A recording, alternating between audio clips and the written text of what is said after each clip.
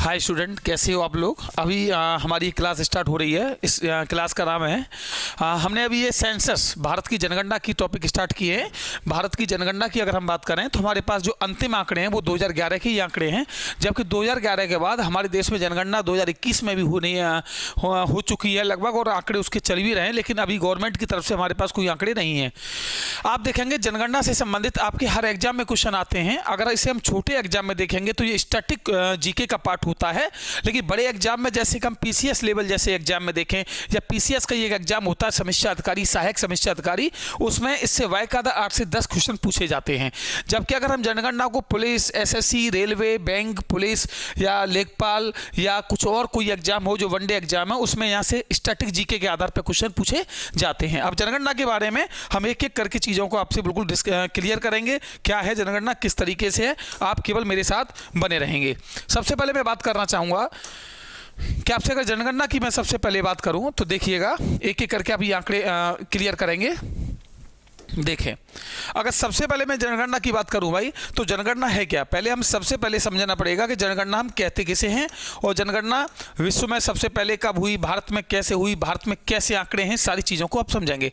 अगर मैं वर्ल्ड की सबसे पहले बात करूं तो वर्ल्ड में सबसे पहले जनगणना कराने वाला जो कंट्री है आधुनिक रूप से, आधुनिक रूप का मतलब होता है कि जैसे आज विश्व में हर जगह जो जनगणना होती है उस हिसाब से मैं जनगणना आधुनिक हिसाब से या आधुनिक व्यवस्था से जनगणना का हिसाब देखूं वर्ल्ड में सबसे पहले, तो विश्व में सबसे पहले जनगणना कराने वाला देश जो है वो है भाई कौन सा, स्वीडन। याद रखना, स्वीडन ने सबसे पहले जनगणना कराई थी वर्ल्ड में आधुनिक हिसाब से, जैसे आज विश्व में सबसे पहले आज जो तरीके से होती हैं, और ये डेट था 1749, यानी कि 1749 में वर्ल्ड में सबसे पहले स्वीडन जो है आधुनिक हिसाब से मॉडर्न तरीके से जनगणना कराने वाला वर्ल्ड का पहला देश था।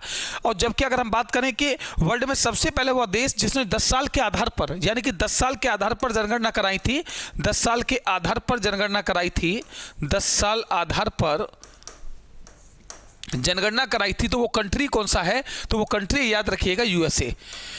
यूएसए, जैसे भारत में अपने इंडिया में ना 10 साल के आधार पर जनगणना होती है, आपको अच्छे से मालूम होगा। तो इंडिया में जो 10 साल के आधार पर जनगणना होती है उस हिसाब से देखा जाए तो वर्ल्ड में सबसे पहले 10 साल के आधार पर जनगणना कराने वाला जो कंट्री था वो यूएसए था। आप लोगों को याद रखना है। और यूएसए ने ये जनगणना जो कराई थी वो याद रखिएगा, ये कराई थी सन 1780 में। कब कराई थी भाई, 1780 में। यानी कि आप देख सकते हैं स्वीडन ने जो जनगणना कराई वो 1749 में कराई, जबकि स्वीडन ने जो जनगणना कराई थी वो 10 साल के आधार पे नहीं कराई, वो केवल टेम्परेरी तौर पर कराई थी। जबकि अमेरिका विश्व में पहला देश है जिसने अपने देश में जनगणना प्रत्येक 10 साल के आधार के हिसाब से पहली बार 1780 में कराई, और ये वर्ल्ड में सबसे पहले की जनगणना है। इससे पहले कोई भी देश 10 साल के आधार पर जनगणना कराने वाला नहीं बना। अब मैं यहीं अगर इसी आंकड़े में आपसे इंडिया की बात करना चाहूँ, भारत की बात करना चाहूँ कि भारत का क्या हिस्टोरिकल बैकग्राउंड है। अगर इंडिया के बारे में देखें तो याद रखिएगा, इंडिया में सबसे पहले जो जनगणना का इतिहास मिलता है वो मिलता है भाई मौर्य काल में। कहाँ मिलता है, मौर्य काल में। हम लोग मौर्य डायनेस्टी पढ़ेंगे जब हम हिस्ट्री स्टार्ट करेंगे जीएस का पार्ट, तो उसमें मौर्य काल में पढ़ाऊंगा।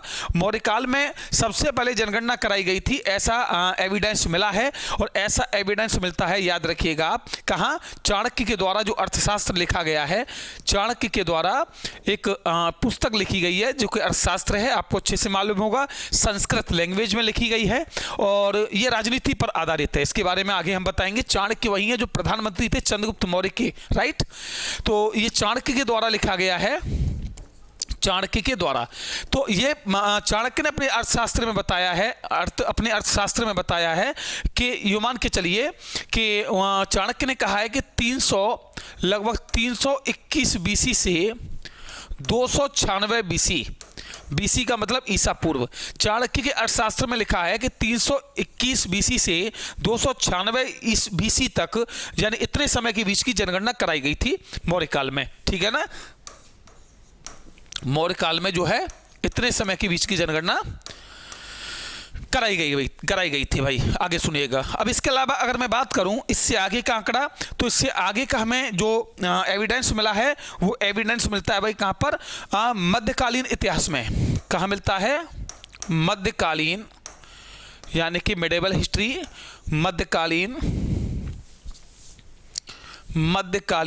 इतिहास में हमें ये तो प्राचीन का हो गया ना। देखिए ये वाला जो एविडेंस है मौर्यकाल वाला, ये प्राचीन इतिहास का है, चूंकि मौर्यकाल को हम जो पढ़ते हैं वो प्राचीन इतिहास में पढ़ते हैं, राइट। मौर्यकाल प्राचीन इतिहास का पार्ट है। और अगर मेडिवल हिस्ट्री की बात करें तो मेडिवल हिस्ट्री में ये हमें मिलता है कहाँ, अकबर के समय में, अकबर के समय में। और अकबर आपको अच्छे से मालूम है मुगल शासक था, यानी कि मुगल राजा था। अकबर वही है जिसके पिता का नाम हुमायूं था, राइट। और इस ऐसी बात हमें अकबर के समय में मिली है और इसका एविडेंस दिया है अबुल फजल। अबुल फजल ये वही हैं जिन्होंने अकबरनामा एक पुस्तक लिखी है। अबुल फजल इन्होंने एक पुस्तक लिखी है भाई, अकबरनामा। और अकबरनामा में क्या है, अकबर की आत्मकथा है। अकबर अनपढ़ था, उसकी आत्मकथा लिखने वाला उसी का कवि, दरबारी कवि अबुल फजल, जो नवरत्नों में भी था। इसने अकबरनामा लिखी है। और याद रखिएगा इसमें बताया गया है बाकायदा कि 1596 से लेकर 1597 के बीच अकबर ने जो है जनगणना अपने टाइम पीरियड में कराई थी। तो हमारे पास अगर हम विश्व की बात करेंगे तो वर्ल्ड में सबसे पहले स्वीडन ने 1749 में कराई। वर्ल्ड में सबसे पहले 10 साल के आधार पर बात करेंगे तो यूएसए ने कराई 1780 में। और वहीं अगर हम बात करेंगे 1780 से 1790 के बीच यूएसए ने कराई थी, ये भी याद रखना चूंकि 10 साल की बात हो रही है ना। और अगर हम यही इंडिया की बात करें तो इंडिया में सबसे पहले मौर्यकाल में हुई प्राचीन इतिहास में, जिसका एविडेंस हमें चाणक्य के द्वारा लिखित अर्थशास्त्र में मिलता है। और ये टाइम जो है लगभग 321 ईसा पूर्व से 296 ईसा पूर्व के बीच माना जाता है। इसके अलावा सेकंड नंबर पे हम देखें तो मध्यकालीन इतिहास में अकबर के टाइम पीरियड में भारत में जनगणना कराई जा चुकी है, जो कि इसका एविडेंस कौन देते हैं, अबुल फजल, जो उसके दरबारी कवि थे। और किस पुस्तक में एविडेंस मिलता है, तो अबुल फजल के द्वारा लिखित अकबरनामा में, जो कि बताता है कि 1596 से 1597 के बीच भारत के मुगल सम्राट अकबर ने अपने टाइम में जनगणना कराई थी। तो यह हमारा इतिहास प्राचीन की बात हो गई, ये वाली बात हमारी मध्यकालीन इतिहास की बात हो गई। अब हम बात कर लेते हैं किसकी भाई, मॉडर्न इंडिया की, यानी कि आधुनिक भारत की। तो देखिएगा अगर हम आधुनिक भारत की बात करें, मॉडर्न इंडिया की बात करें, तो अब हमारे यहाँ सवाल है कि मॉडर्न इंडिया में जनगणना किस किसने और कैसे कैसे सबसे पहले कराई थी। तो देखिए आधुनिक भारत की अगर बात आए तो याद रखिएगा सन 1872 में भारत में सर्वप्रथम, याद रखेंगे, भारत में सर्वप्रथम जनगणना जो कराई गई थी वो कराई गई थी किसके द्वारा, British governor general, British governor general Lord Mayo. Lord Mayo, अच्छा लॉर्ड मेयो ये कौन थे उस टाइम, गवर्नर जनरल थे अंग्रेजों के। और 1872 में इन्होंने सबसे पहले भारत में जनगणना कराई थी। लेकिन स्टूडेंट्स आपको एक चीज़ याद रखनी पड़ेगी कि 1872 की जो जनगणना थी ये भारत की पहली ऐसी जनगणना थी जो केवल टेम्परेरी थी। यानी टेम्परेरी का मतलब है ये कोई 10 साल के आधार पर जनगणना नहीं थी, ये तो केवल टेम्परेरी कराई गई। जबकि अगर क्वेश्चन ये बन जाए कि भारत में सर्वप्रथम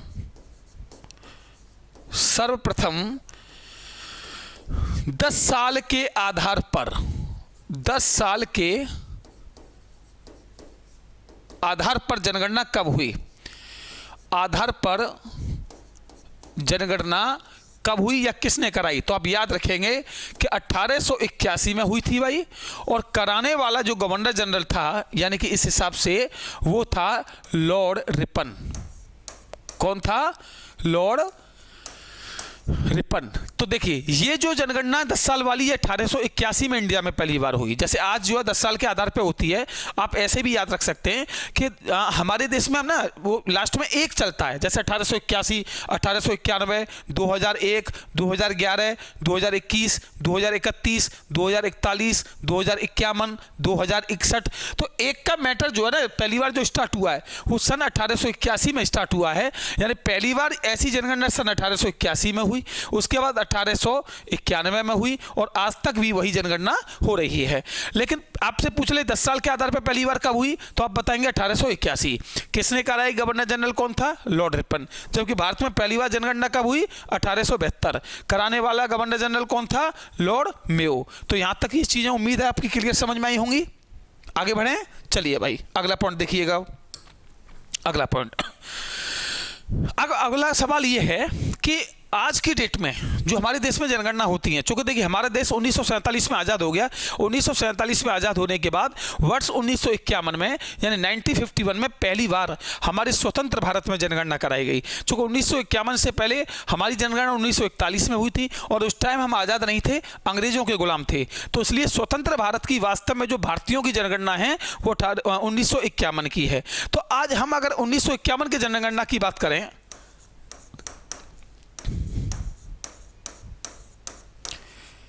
तो यहां सवाल पहला यह बनता है कि ये सेंसस जो रिपोर्ट थी या ये जो सेंसस है 1951 वाली, ये सेंसस कैसे मतलब कैसे काउंट हुई? क्या हमारा कॉन्स्टिट्यूशनल प्रोसीजर है? क्या हमारा कोई संवैधानिक प्रावधान है? तो मैं आपको बता दे रहा हूं कि जनगणना जो है वो याद रखेंगे भारतीय संविधान के अनुच्छेद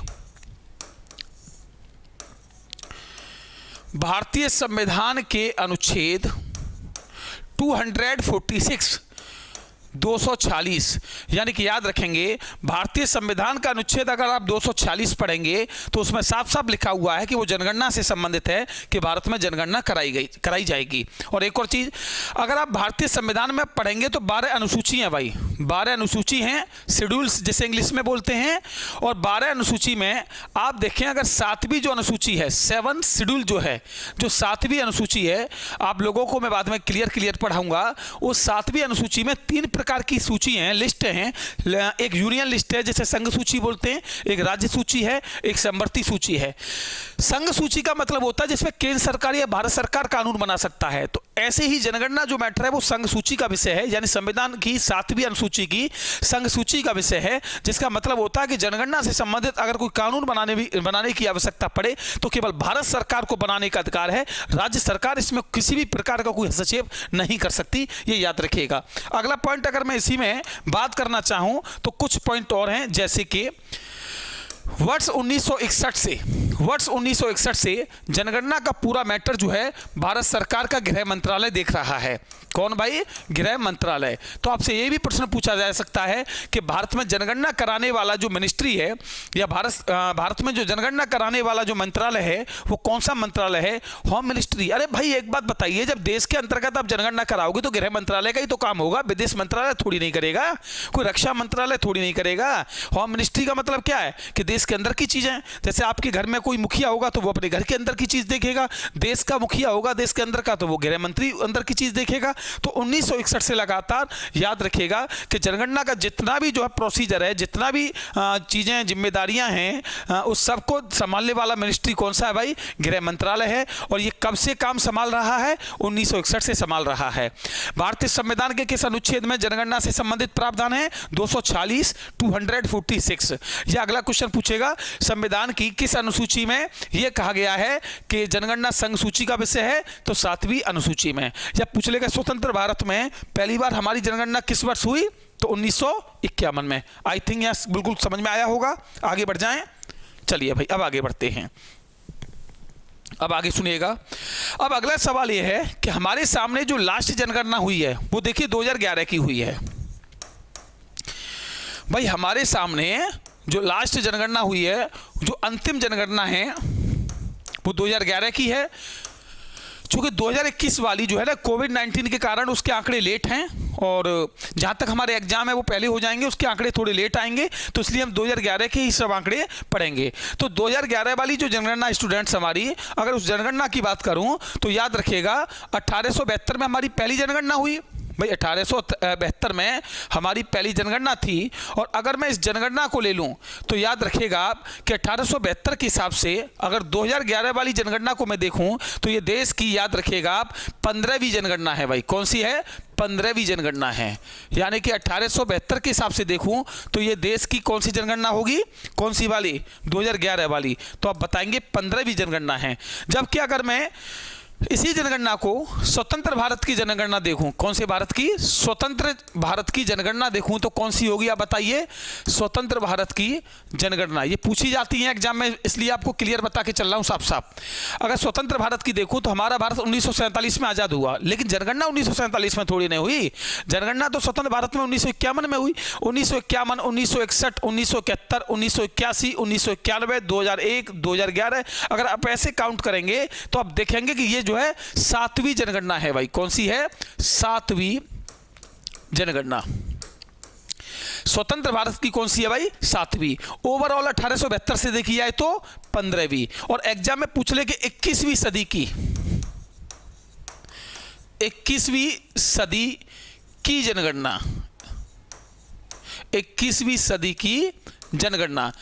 21वीं सदी जानते हैं 21 सेंचुरी, यानी कि अभी 21वीं सदी चल रही है। अगर 21 सदी देखेंगे तो बहुत आसान है यार, याद रखना। एक तो 2001 देखिए आप, इसमें हुई, एक 2011 में हुई है, तो एक ये हुई है बस। इसके बाद तो 2021 का भी आंकड़ा ही नहीं है। तो हमारी 21वीं सदी की कौन सी हो गई है? पहली, दूसरी, तो कौन सी हो जाएगी भाई? दूसरी जनगणना है। तो इसमें आपने क्लियर समझा, एक एक पॉइंट बिल्कुल क्लियर है। आगे बढ़ जाएं, चलिए भाई आगे देखेंगे। अब हम बात करेंगे भाई स्टूडेंट्स आगे। देखिए, अगर मैं अपने देश की जनगणना को देखूं तो मैं 3 भागों में बांटूंगा, आप एक एक करके समझिएगा ध्यान से।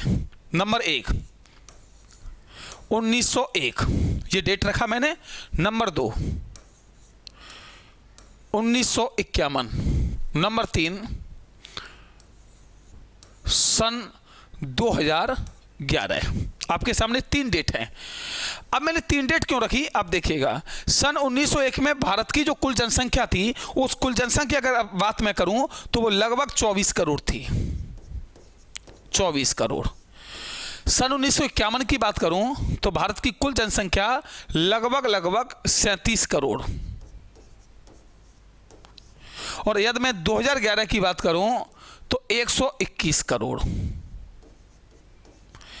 या आप एक काम करिए, 2011 ना लिख के 2001 लिखिए।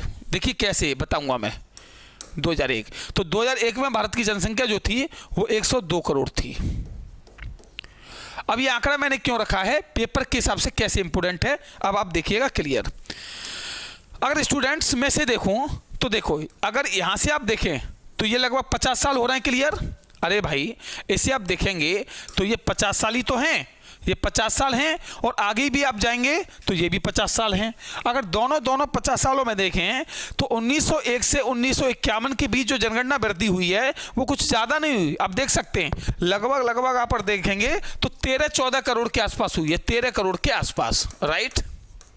और अगर आप अगले 50 सालों में देखेंगे, अगले 50 सालों में देखेंगे 1951 से 2001 के बीच, तो आप देखिए 37 और ये 102, तो लगभग अगर हम बात करेंगे तो 64 करोड़ के आसपास जनसंख्या बढ़ी है।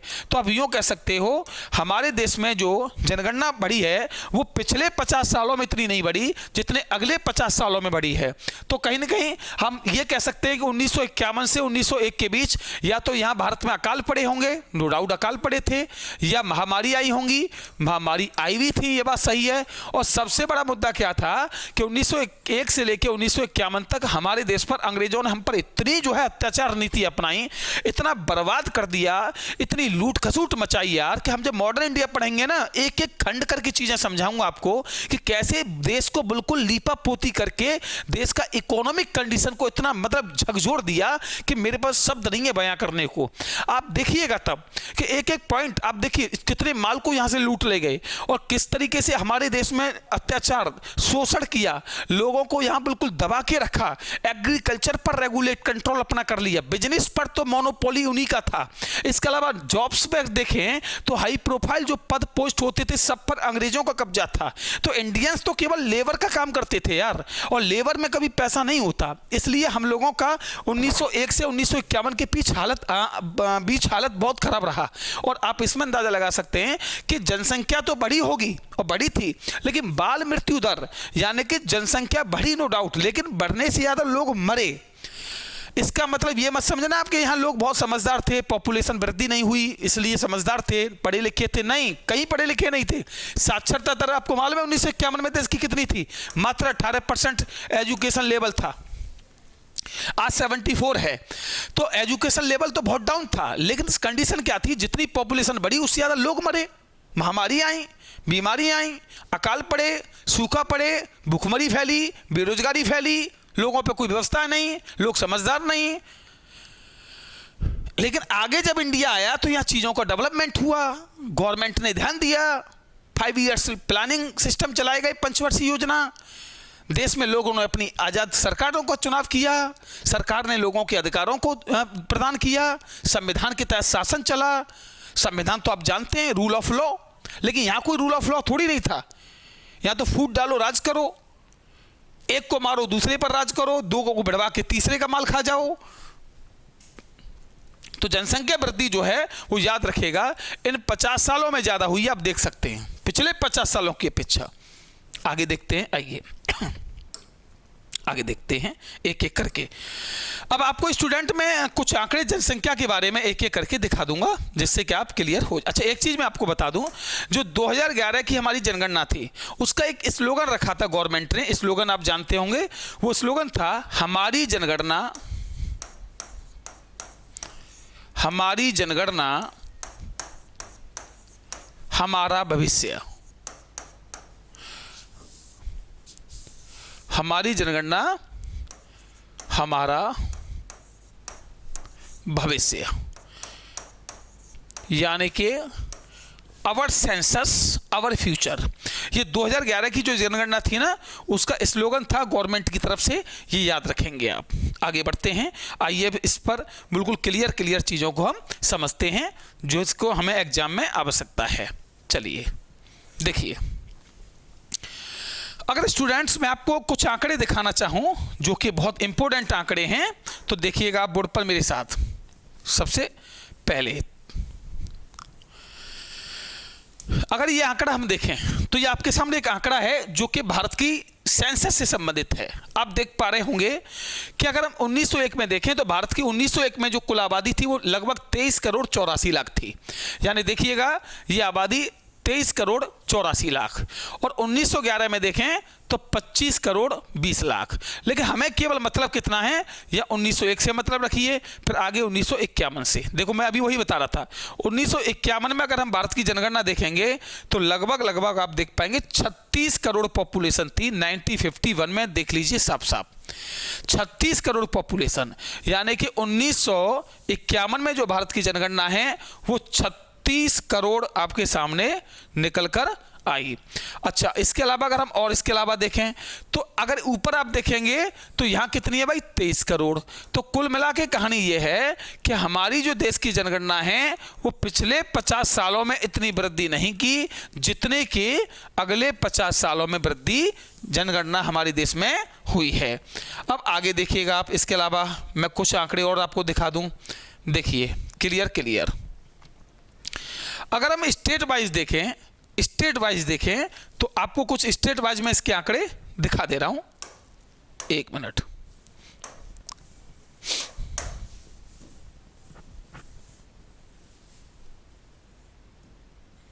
स्टेट वाइज अगर भाई स्टेट वाइज देखेंगे आप तो हमारे देश में जो जनगणना काउंट की गई है वो स्टेट वाइज अपने देश में 2011 की जनगणना के आधार पर सबसे वो राज्य जिसने सर्वाधिक जनसंख्या वृद्धि प्राप्त की है, वो है दादर एवं नागर हवेली। यानी कि ये आप देख रहे होंगे कि दादर एवं नागर हवेली है, और इसमें लगभग 56% की जनसंख्या वृद्धि प्राप्त हुई है। यानी कि आप यूँ मानो कि जैसे दादर एवं नागर हवेली में 100 आदमी रहते थे 2001 की जनगणना पर, तो 2011 की जनगणना पर ये आदमी 156 हो गए, 56% की बढ़ोतरी हुई है। जबकि 2011 की जनगणना के आधार पर सबसे कम जनसंख्या वृद्धि जो करने वाला राज्य है वो राज्य है नागालैंड। नागालैंड की अगर बात करें तो ये माइनस में गया है, -0 लगभग 35% के आसपास लगभग इसका आंकड़ा रहा है। यानी कि नागालैंड भारत का वो राज्य है जिसने 2011 की जनगणना के आधार पर सबसे कम जनसंख्या वृद्धि नहीं कह सकते बल्कि माइनस में जनसंख्या वृद्धि गया है। जबकि 2011 की जनगणना के आधार पर सबसे ज्यादा जनसंख्या वृद्धि करने वाला जो राज्य बना है वो दादर एवं नागर हवेली है, जिसका कितना परसेंट गया है भाई, 56% गया है, ये याद रखिएगा। इसके अलावा मैं बात करूं 2011 की जनगणना के आधार पर भारत में सर्वाधिक लिंग अनुपात वाला जो राज्य है, सर्वाधिक लिंग अनुपात वाला जो राज्य है वो याद रखिएगा स्टूडेंट्स, वो बिहार है। बिहार का सर्वाधिक लिंग अनुपात नहीं, सर्वाधिक जनसंख्या घनत्व वाला जो राज्य है वो बिहार है। और बिहार का जनसंख्या घनत्व 1106 वर्ग किलोमीटर क्या है, जनसंख्या घनत्व है। यानी 1 वर्ग किलोमीटर में बिहार में लगभग 1106 व्यक्ति रहते हैं, जो कि सर्वाधिक जनसंख्या घनत्व वाला राज्य बना है। जबकि सेकंड नंबर पर वेस्ट बंगाल आता है। याद रखिएगा 2001 में जो जनसंख्या घनत्व के आधार पर सबसे बड़ा राज्य था वो वेस्ट बंगाल था, लेकिन 2011 में वेस्ट बंगाल को पछाड़कर सर्वाधिक जनसंख्या घनत्व वाला जो राज्य बना है वो कौन सा बन चुका है, बिहार बन चुका है। इसके अलावा अगर मैं देखूं कि सबसे कम जनसंख्या घनत्व वाला कौन सा राज्य है, तो सबसे कम जनसंख्या घनत्व वाला अगर राज्य आप देखेंगे तो अरुणाचल प्रदेश है। ये आपको याद रखना पड़ेगा, अरुणाचल प्रदेश ये सबसे कम जनसंख्या घनत्व वाला, सबसे कम जो है जनसंख्या घनत्व वाला स्टेट है। और इसमें जो जनसंख्या घनत्व है वो मात्र 17, कितना है भाई, 17 वर्ग किलोमीटर, यानी 1 वर्ग किलोमीटर में कितने लोग रहते हैं, 17। जबकि सर्वाधिक जनसंख्या घनत्व वाला राज्य कौन सा बना है, वो बना है आपका कौन सा, याद रखिएगा बिहार।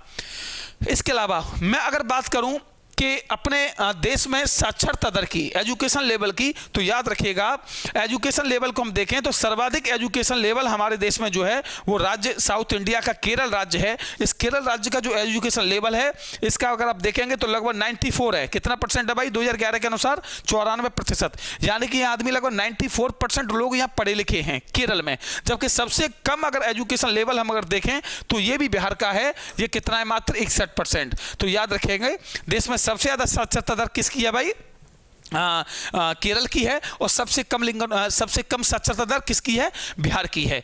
इसके अलावा मैं आपको एक और चीज बता दूं, भारत में सबसे बड़ा क्षेत्रफल की दृष्टि से कोई राज्य माना जाता है तो याद रखिएगा वो कौन सा है भाई, ये राजस्थान है। ये सबसे बड़ा क्षेत्रफल की दृष्टि से राज्य माना जाता है। लेकिन एक बात मैं आपको बता दूं, राजस्थान भले ही क्षेत्रफल की दृष्टि से बड़ा राज्य है, लेकिन सरकारी रिपोर्ट के मुताबिक यह भी माना जाता है कि राजस्थान का लगभग 66% एरिया जो है, 66% जो एरिया है वो रेगिस्तान से घिरा हुआ है। इसलिए वहां ज्यादा एरिया होने का कोई फायदा नहीं होता, क्योंकि रेगिस्तान ज्यादा है और वहां थार मरुस्थल है। राजस्थान का लगभग जैसलमेर तो सर्वाधिक जो है रेगिस्तान वाला जिला माना जाता है। जैसलमेर है, बाड़मेर है, जोधपुर है, श्रीगंगानगर है, श्रीगंगानगर है, ये पाकिस्तान से भी टच करते हैं और यहां आप देखेंगे कि पूरा के पूरा रेगिस्तान है। तो राजस्थान क्षेत्रफल की दृष्टि से बड़ा राज्य है, जबकि भारत का सबसे छोटा राज्य जो माना जाता है क्षेत्रफल की दृष्टि से वो कौन सा माना जाता है, गोवा। कौन सा, गोवा माना जाता है। जबकि भारत में सबसे बड़ा राज्य कौन सा माना जाता है, राजस्थान, सबसे छोटा गोवा माना जाता है। जनसंख्या की दृष्टि से भारत का सबसे बड़ा जो राज्य है वो उत्तर प्रदेश है और सबसे छोटा राज्य जो माना जाता है वो याद रखिएगा नॉर्थ ईस्ट में आप जाएंगे तो ये सिक्किम है। सिक्किम जो है जनसंख्या की दृष्टि से भारत का सबसे छोटा राज्य है। जबकि सबसे बड़ा राज्य कौन सा है, उत्तर प्रदेश, सबसे छोटा राज्य कौन सा है, सिक्किम। यही अगर मैं आपसे आगे बात करना चाहूं कि भारत की ओवरऑल जो साक्षरता दर है वो 74.4% है, यानी भारत में साक्षरता दर लगभग 74% है। जबकि साक्षरता दर से सबसे छोटा राज्य देखा जाए तो बिहार, जिसकी 61% है। सबसे बड़ा राज्य अगर हम देखना चाहें तो यह राज्य केरल, जिसकी 94 है। जबकि ओवरऑल इंडिया की साक्षरता जो एजुकेशन लेवल है वो 74 लगभग साक्षरता दर है। वहीं अगर मैं आपसे बात करना चाहूं कि पूरे भारत की जो पॉपुलेशन है 2011 की जनगणना के आधार पर वो याद रखिएगा 121.08 करोड़ है। यानी कि 2011 के मुताबिक अगर हम देखें स्टूडेंट्स तो भारत की कुल जो पॉपुलेशन है वो लगभग 121.08 करोड़ है। जबकि 2001 में जो जनगणना थी वो उसके आधार पर अगर हम देखें तो वो थी पॉपुलेशन 102 करोड़। तो कहीं ना कहीं हमारे देश में आप देख सकते हैं कि 19 करोड़ पॉपुलेशन में वृद्धि हुई है 10 सालों में। लगभग 19.5 करोड़ के आसपास क्या है भाई, वृद्धि हुई है। और यहां आपको एक चीज याद और रखनी पड़ेगी कि अगर मैं आपको एक आंकड़ा दिखाऊं, देखिएगा आप कि विश्व में अगर मैं पूरे वर्ल्ड में देखना चाहूं तो विश्व में कुल जनसंख्या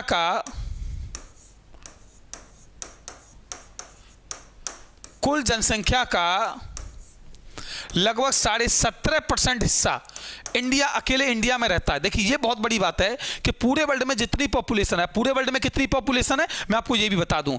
विश्व में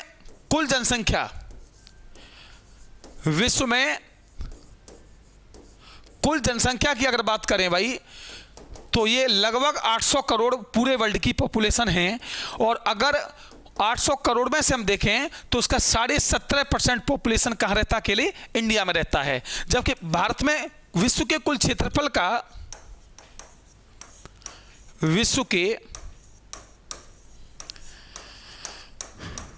क्षेत्रफल का हम भारत में क्षेत्रफल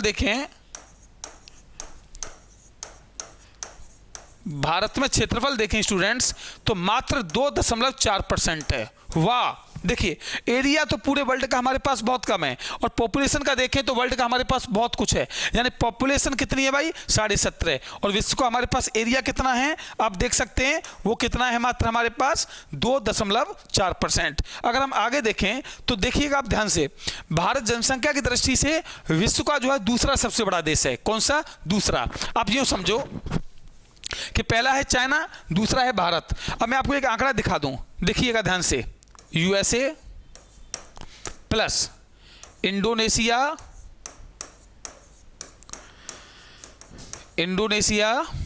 plus Brazil plus Japan plus Bangladesh plus Pakistan. देखिए 1 2 3 4 5 6, ये 6 देशों की मैं पॉपुलेशन मिला दूं तो स्टूडेंट्स लगभग 122 करोड़ है बस इन 6 देशों की। और अगर मैं इन 6 देशों को मिला के अकेले भारत की पॉपुलेशन इनके सामने रख दूं तो 2011 के हिसाब से बता रहा हूं वो 121 करोड़ है। तो आप मुझे बताइए कि अगर हम देखें तो कुछ ज़्यादा कम है क्या? माने कि वर्ल्ड में ये सब देश एक हो जाएं तो अभी भारत की पॉपुलेशन लगभग इनके बराबर है। आप अंदाजा लगाइए, लगभग थोड़ी सी कम है। इनमें से अगर हम ब्राजील की पॉपुलेशन देखें तो ब्राजील की पॉपुलेशन जो मानी जाती है वो लगभग 19.5 से लेके 20 करोड़ है मात्र। और इतनी पॉपुलेशन तो भारत की हर 10 साल में बढ़ जाती है। 10 साल में इतनी पॉपुलेशन बढ़ जाती है जितनी ब्राजील की है। और ब्राजील जनसंख्या की दृष्टि से विश्व में 6वां देश है। पॉपुलेशन के आधार पर बड़ा, पॉपुलेशन जनसंख्या के आधार पर बड़ा।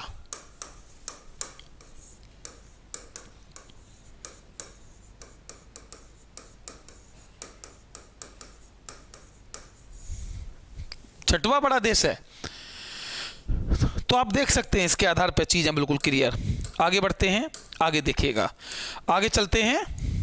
देखिए तो कहीं ना कहीं जनसंख्या की अगर हम बात करें भाई तो भारत में कहीं ना कहीं जनगणना जनसंख्या को कंट्रोल करना पड़ेगा क्योंकि इतनी जनगणना का होना खतरनाक माना जाता है। आगे देखिए, अगर स्टूडेंट्स हम इसी में और चीज़ें बात करना चाहें, जैसे मान लो आप देख पा रहे होंगे कि इसी में अगर आप इधर वाला पार्ट देखेंगे, देखिए ये अगर देखें इस वाले पार्ट में, ये वाला अगर पार्ट देखेंगे तो ये वाला पार्ट कहीं ना कहीं ऐसा पार्ट है भारत का जो जनसंख्या को कंट्रोल कर रहा है। तो सबसे ज़्यादा जनसंख्या गड़बड़ कहाँ होता है? ये बीच वाला जो पार्ट है जिसमें उत्तर प्रदेश है, इसके अलावा उत्तराखंड है, हरियाणा है, राजस्थान है, मध्य प्रदेश है, छत्तीसगढ़ है, उड़ीसा है, झारखंड है, बिहार है, महाराष्ट्र है, ये सब इनकी जनसंख्या वृद्धि दर ज़्यादा प्राप्त होती है। इसके अलावा मैं एक और बात कर दूं आपसे कि देश में जो लिंग अनुपात है, सेक्स रेशियो, लिंग अनुपात जानते होंगे आप। लिंग अनुपात का मतलब होता है कि 1000 पुरुषों पर महिलाएं, जैसे 1000 हो गए पुरुष तो उन पर महिलाएं कितनी हैं, फीमेल कितनी हैं। तो हमारे देश का लिंग अनुपात वर्तमान में जो है भाई 1000 पुरुषों पर याद रखिएगा 943 है। यानी कि 1000 पुरुष हैं तो उन पर 943 महिलाएं हैं। तो 943 ये 2011 का लिंग अनुपात है भाई, 2011 का लिंग अनुपात है। जबकि 2001 में जो लिंग अनुपात था, 2001 में जो लिंग अनुपात था वो 10 अंक कम था, 933। तो आपसे ये पूछा जा सकता है कि 2001 में जो था, 2001 में जो लिंग अनुपात था वो कितना था? 2001 में कितना था? 933। और 2011 में कितना भाई? 943। तो कितने अंकों को सुधार हुआ है? 10 अंकों का सुधार हुआ है। तो शायद ये 10 अंकों का सुधार जो हुआ है ये अच्छी खबर है, चूँकि हमारे देश में अगर महिलाओं की स्थिति कम, महिलाओं की संख्या कम होगी तो कहीं ना कहीं ये खतरा है। अच्छा देश वही होता है जिसमें महिला सशक्तिकरण होता है, महिलाओं को जन्म के दर अधिक होती है, बराबर होती है, या फिर मान के चलिए हमारे देश में चूँकि भ्रूण हत्या बहुत ज़्यादा है, पुरुष महिला में मतभेद बहुत ज़्यादा है। तो प्रधानमंत्री जी ने, आपको मालूम होगा, सन 2015 में बेटी बचाओ बेटी पढ़ाओ एक स्कीम भी चलाई थी, जो कि हरियाणा के पानीपत डिस्ट्रिक्ट से चलाई गई थी। उसका लक्ष्य यही था कि देश में जो कन्या भ्रूण हत्या हो रही है उसको कम से कम रोका जाए। सबसे बड़ी बात तो यह, हरियाणा इसका सबसे बड़ा शिकार है। हरियाणा सबसे बड़ा शिकार है। हरियाणा में अगर आप देखेंगे लिंगानुपात, तो पूरे भारत में सबसे कम लिंगानुपात है। क्योंकि वहाँ की जो लोगों की जो मानसिकता है, जो वहाँ लोगों का जो साक्षरता दर है, वहाँ लोगों का जो एक मतलब मैं क्या बोलूँ लिविंग ऑफ स्टैंडर्ड है, उतना भेदभाव वाला है महिला और पुरुषों के बीच कि वहाँ लिंगानुपात बहुत कम था। हरियाणा में लिंगानुपात अब थोड़ा सुधरता जा रहा है कि मनोहर लाल खट्टर जो चीफ मिनिस्टर हैं, उन्होंने बहुत कुछ वहाँ के लिए योगदान किया और प्रॉपर हरियाणा लेवल पर लड़कियों के जन्म पर बहुत सारी ऐसी स्कीम चलाई कि कुछ फाइनेंशियल कॉपरेशन देना, यानी वित्तीय सहायता देना, शादी विवाह के लिए सहायता देना, एजुकेशन लेवल में कहीं कहीं छूट प्रदान करना, जॉब्स में उन्हें रिजर्वेशन देना। तो लोगों की अब जरूर मानसिकता चेंज हो रही है। अन्यथा आप देखेंगे सबसे कम लिंगानुपात जो था वो हरियाणा में था, और आज भी अगर सबसे कम लिंगानुपात देखा जाए स्टेट वाइज तो उसका सबसे बड़ा शिकार जो है वो हरियाणा ही है, कोई और स्टेट नहीं है। अच्छा, सबसे अधिक लिंगानुपात किस राज्य में है? तो वो साउथ के केरल में है, याद रखिएगा, जिसमें 1000 पुरुषों पर लगभग आप देखेंगे कि 1084 जो क्या हैं महिलाएं हैं। या आप यूँ मान सकते हैं पुरुष कम हैं, महिला वहाँ क्या है वो ज़्यादा हैं। तो आपकी समझ में बिल्कुल क्लियर आ रहा होगा। आगे बढ़ जाएं, बिल्कुल क्लियर है क्या? देखिएगा अब आगे। अब स्टूडेंट्स, हम इसमें यह समझेंगे कि भारत में जो जनगणना होती है वो जनगणना कराई कैसे जाती है, एक एक क्लियर। तो देखो, एक हमारे यहाँ भारतीय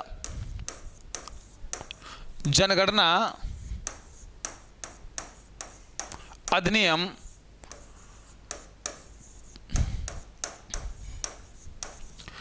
1948 ये है। ये भारतीय जनगणना अधिनियम 1948, इसको इंग्लिश में कह सकते हैं इंडियन सेंसस एक्ट 1948। ये कानून हम लोगों ने बनाया था जब संविधान बना था, और इसी कानून के तहत याद रखिएगा क्या कराई जाती है भाई, जनगणना कराई जाती है। आपसे एग्जाम में पूछा जा सकता है कि किस कानून के तहत भारत में जनगणना कराई जाती है, तो भारतीय जनगणना अधिनियम 1948 के तहत भारत में जनगणना कराई जाती है। भारत की जनगणना कितने साल बाद होती है? तो आप बताएंगे 10 साल बाद होती है। बिल्कुल क्लियर समझ में आ रहा होगा, कोई यहां तक दिक्कत वाली बात नहीं होगी भाई। अब आगे बढ़ते हैं, आप देखेंगे अगली चीजें। अगर मैं जनगणना के बारे में और चीजें लेना चाहूं, मान लो धर्म आधारित, जैसे मान लो फॉर एग्जांपल कि भारत में धर्म आधारित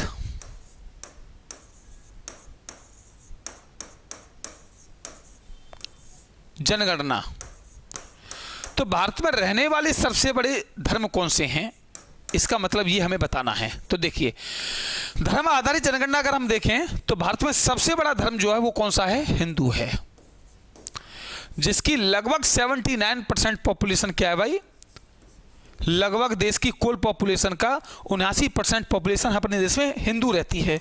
बिल्कुल क्लियर समझ में आया।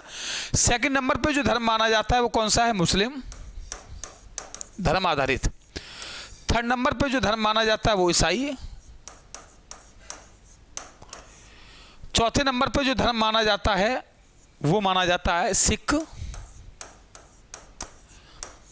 पांचवें नंबर पे जो माना जाता है वो माना जाता है बौद्ध, और छठवें नंबर पे जो माना जाता है वो माना जाता है जैन। तो ये धर्म आधारित जनगणना है। परसेंट आपको कुछ याद नहीं रखना, बस कॉमन सेंस तरीके से याद रखना है यही आंकड़ा। सबसे बड़ा धर्म कौन सा है? हिंदू। सबसे छोटा हमारे देश में रहने वाला धर्म कौन सा है? जैन। जबकि मुस्लिम कौन सा है हमारे देश में? दूसरा। अगर विश्व लेवल पे मैं देखूं, विश्व स्तर पर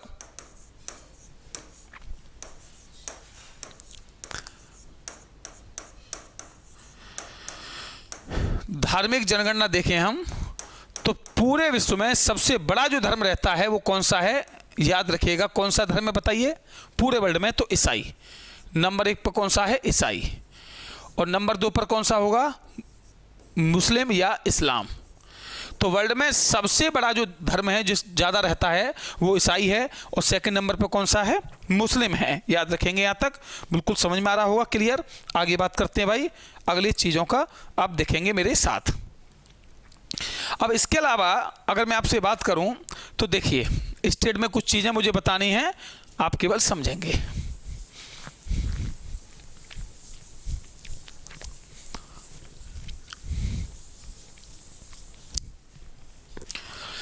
अगर इसे आप देखें तो इनमें जो सबसे बड़ा भारत का ऐसा जो जिला है जिसमें सर्वाधिक पॉपुलेशन है, वो याद रखेंगे, जिले आधार पर मैं बात कर रहा हूं, वो 2 जिले हैं भाई।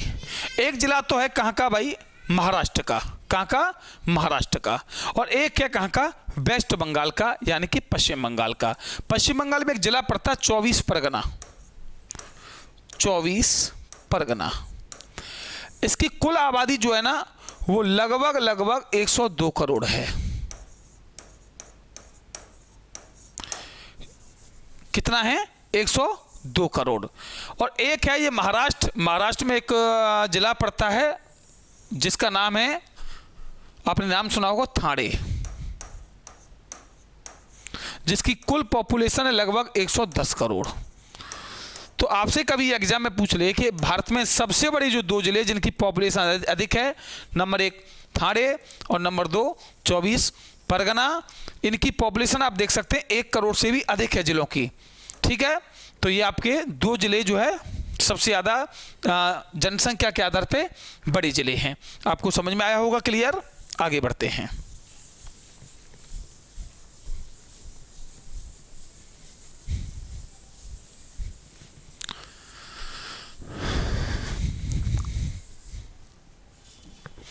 अब देखिए आगे नेक्स्ट चीज, अगर हम विश्व लेवल पे देखें, वर्ल्ड लेवल पे देखें, तो वर्ल्ड लेवल पे ऐसा रिपोर्ट आई है कि भारत की जो जनसंख्या है अगर वो नहीं बढ़ी तो भारत में बहुत विपत्ति जो है आने वाली है। क्योंकि भारत में जनसंख्या तो बढ़ती जा रही है, लेकिन उसके हिसाब से हम अगर संसाधन देखें, जैसे रोजगार हैं, इसके अलावा खाने पीने की वस्तुएं हैं, खाद्यान्न हैं, ये इतना उत्पन्न नहीं हो पा रहा। तो एक व्यक्ति थे, ब्रिटेन के रहने वाले थे, जिनका नाम मैं आपको बताता हूँ क्या है। उनका नाम था माल्थस। माल्थस ये इंग्लैंड यानी कि ब्रिटेन के रहने वाले थे, अंग्रेज थे, और इन्होंने जनसंख्या वृद्धि नियम दिया है। और वृद्धि नियम में इन्होंने बताया था कि अगर किसी देश में ऐसी कंडीशन आ जाए कि जनसंख्या तो गुणोत्तर सीरीज में बढ़ रही हो, जनसंख्या किसमें? गुणोत्तर सीरीज में बढ़ रही हो, और अगर अनाज या खाद्यान्न जो संसाधन है वो धनात्मक सीरीज में बढ़ रहे हों, तो याद रखना एक समय उस देश में बहुत भयानक भुखमरी आएगी, बहुत बड़ा अकाल पड़ेगा, बहुत बड़ी बीमारियां फैलेंगी। और वही कंडीशन मुझे आज विश्व में और भारत में, और ख़ास तौर से भारत में तो दिखाई भी दे रही है कि यहाँ जो खाद्यान्न है, जो खाने के अनाज हैं, वो तो प्लस की श्रेणी में है और पॉपुलेशन गुणोत्तर सीरीज में बढ़ रही है। आप ये समझो कि भाई एक बात बताइए, एग्रीकल्चर सेक्टर तो कम ही होता जा रहा है ना, और पॉपुलेशन जो है वो बढ़ती जा रही है। तो पॉपुलेशन टिकी किस पर है? खाद्यान्न पर। जब खाने वाली चीज़ें नहीं रहेंगी तो क्या होगा? महंगाई बढ़ेगी। महंगाई बढ़ेगी तो गरीब आदमी पिसेगा। जब गरीब आदमी पिसेगा तो वो मरेगा। तो मरेगा तो क्या आएगा? भुखमरी फैलेगी। तो याद रखिएगा, ये जरूर इंडिया में अगर पॉपुलेशन को कंट्रोल नहीं किया गया तो ये देखने को अवश्य आपको मिलेगा। ठीक है ना? तो ये चीज़ें आपकी समझ में आई होंगी, क्लियर। और एक और चीज़ मैं आपको बता दूं, क्लियर। देखिए एक और आपको कुछ आंकड़े दिखा दूं मैं, जो कि हमें आंकड़े